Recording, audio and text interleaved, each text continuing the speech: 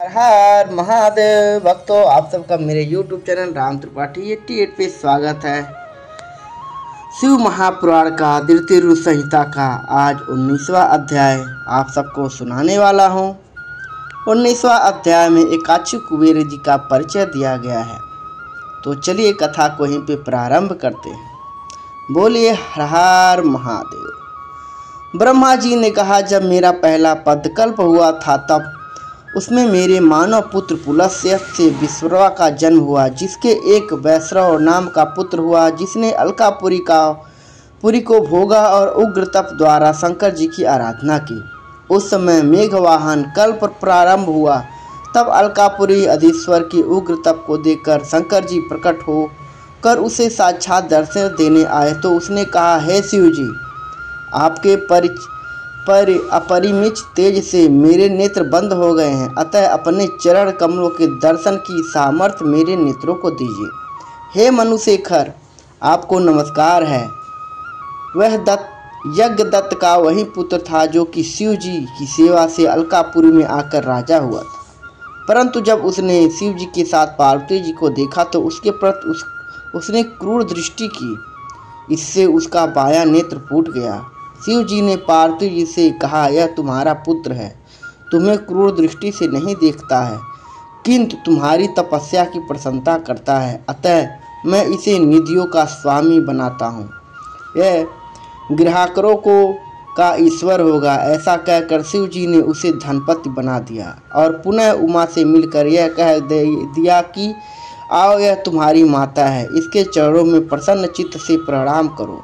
फिर उमा से कहा कि हे देवेशी, हे तपस्विनी, इस अपने अंगद पुत्र पर प्रसन्न होवो। तब जगदम्बा पार्वती जी प्रसन्न हो यज्ञदक्ष के उस पुत्र से बोली, हे वत्स, तुम्हारी शिव जी में श्रद्धा निर्मल भक्ति होवे, परंतु तुमने जो अपने बाएं नेत्र से तिरछे होकर मुझे देखा है, इससे तुम्हारा बायां नेत्र तो नहीं रहेगा, किंतु देव ने तुमको वर दिया है, उसके अनुसार तुम कुबेर बन रहे हो।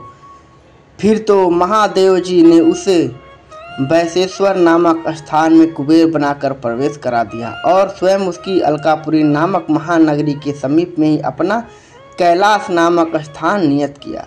भक्तजनों, शिव महापुराण का द्वितीय रूप संहिता का 19वां अध्याय यहीं पे संपन्न होता है।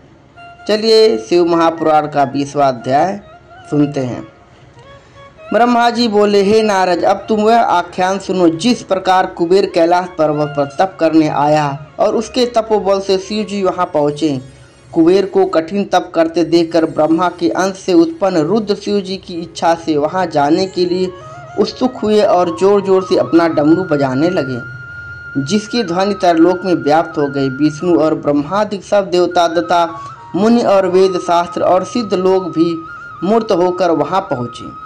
साथ ही असंख्यों गणों सहित अपनी लाखों करोड़ों की सेना के साथ शिव जी, ब्रह्मा, विष्णु सहित बड़े प्रेम से रुद्र रूप शिव जी के दर्शनार्थ वहां पहुंचे। शिव जी को आते देखकर महात्मा कुबेर ने आदर से उठकर भक्तिपूर्वक अनेक प्रकार की भेंटों से परिवार सहित उनकी पूजा की और आलिंगन कर अलकापुरी की समीप ही ले जाकर निवास कराया।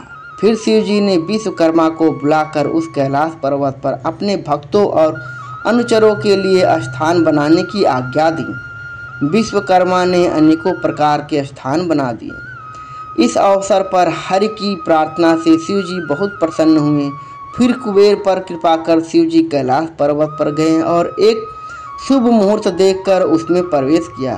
विष्णु आदि देवता आनंदित हुए तथा मुनि और सिद्धगण भी आनंद से शिव जी का अभिषेक किए और अनेक प्रकार की सामग्रियों से उनका ऊपर से मांगलिक पुष्प वृष्टि हुई। अप्सराएं नाचने और गाने लगी। सुखदायक जय और नमः शब्द होने लगा। जब शिव जी सिंहासन पर बैठे तो विष्णु आदि देवताओं ने अलग अलग स्तुति की। शिव जी ने सबकी मनोकामना पूर्ण की। जब सब देवता अपने स्थान को चले गए तब शिव जी ने मुझको और विष्णु को आसन पर बैठाकर बहुत बार प्रीतिपूर्वक संबोधन कर कहा कि हे हरि, हे ब्रह्मा, तुम दोनों मेरे अत्यंत प्रिय हो। अब तुम लोग निर्भय होकर अपने लोक को जाओ। मैं तुम्हारा सुखदाता हूँ और सदैव तुम्हारा देखभाल करता रहूँगा। हम दोनों अपने अपने स्थान को चले आए।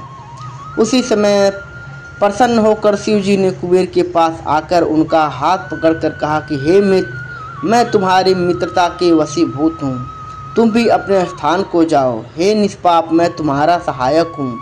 कुबेर जी शिव जी की आज्ञा से अपने स्थान को आए। शिव जी कैलाश पर अपने गणों सहित ध्यान में तत्पर हो निवास करने लगे। वहाँ रहते हुए उन्होंने अनेकों विहार किया। कितने ही दिन तक पत्नी के बिना ही परमेश्वर शिव ने अपना समय बिताया। फिर दक्ष की पत्नी से उत्पन्न सती से विवाह किया। फिर तो हे महेश्वर, दक्ष पुत्री सती के साथ विहार करने लगे। लोकाचार में परायर होकर शिव जी और सुखी हुए। हे मुनियों, यह रुद्र अवतार और शिव जी का कैलाश पर आगमन तथा उनकी कुबेर के साथ मित्रता का वर्णन किया है। अब उनकी वह लोक लीलाएं वर्णन करता हूँ जो सर्व काम फलदायक है। जो इस कथा को शांत चित्त से पढ़ेगा और सुनेगा, उसे संसार में सब भोगों की प्राप्ति होकर परलोक में मुक्ति की प्राप्ति होगी।